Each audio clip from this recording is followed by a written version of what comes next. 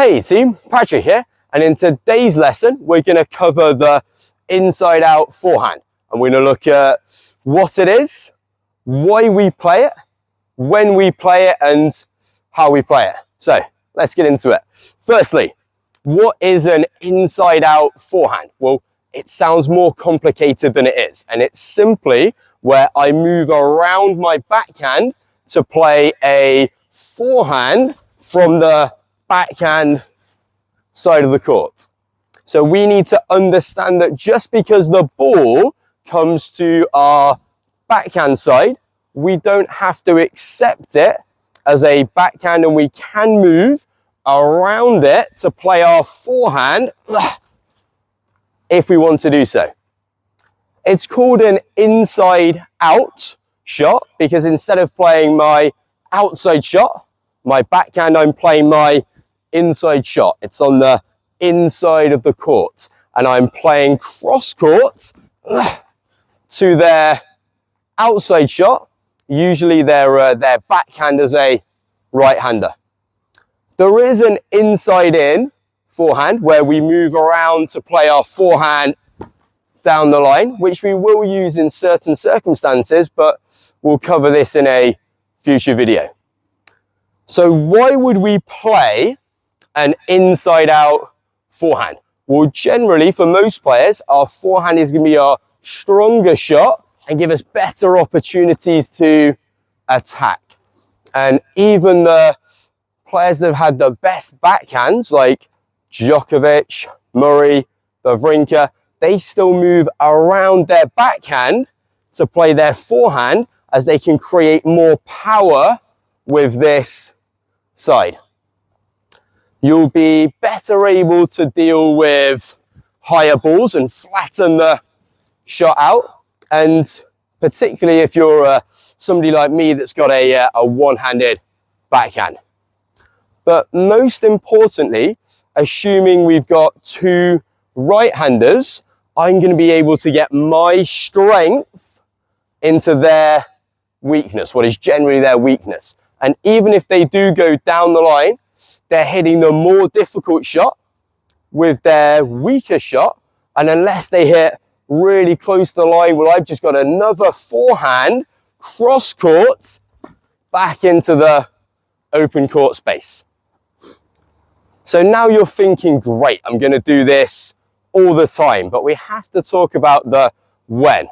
And I've got a cone marked out here around halfway to the left side of the court, or the advantage side of the court. And I talk about a rectangle and a square. If you imagine a invisible rectangle drawn here from the single sideline, the inside tram line, all the way up to the cone, well, anywhere in this area, you want to be looking to play forehands.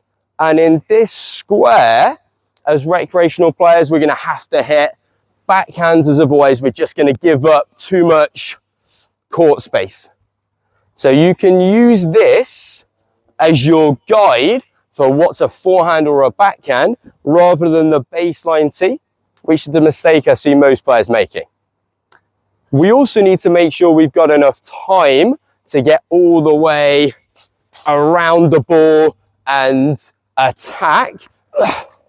So you want to think about doing so off a slower ball, as if you do give up this court space to hit a forehand, you need to make sure you hit a better shot than you would have done with the backhand, either by creating more angle or by hitting flatter.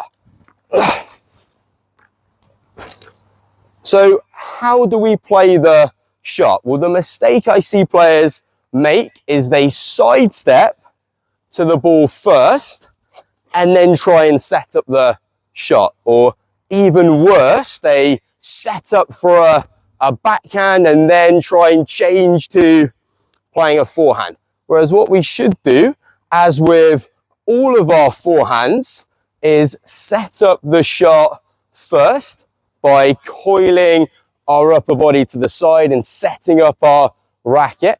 Now we can move round the ball with these little shuffle steps, these adjustment steps, and try and keep a little bit of a gap between your feet as you move around, as you'll be faster and you'll be better on balance. You'll always have this good base when you're ready to play the shot.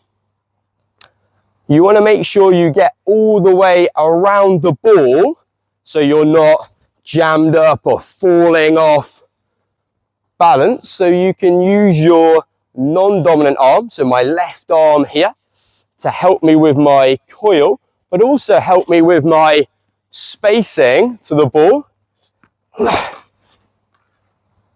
I then want to rotate my body back into the shot and transfer my weight in the direction I want the ball to go. Now I can recover back to just off center on the same side of the court here by about a ready positions width, ready for the next ball. Right guys, there you have it. The inside out forehand is a shot you can add to your arsenal.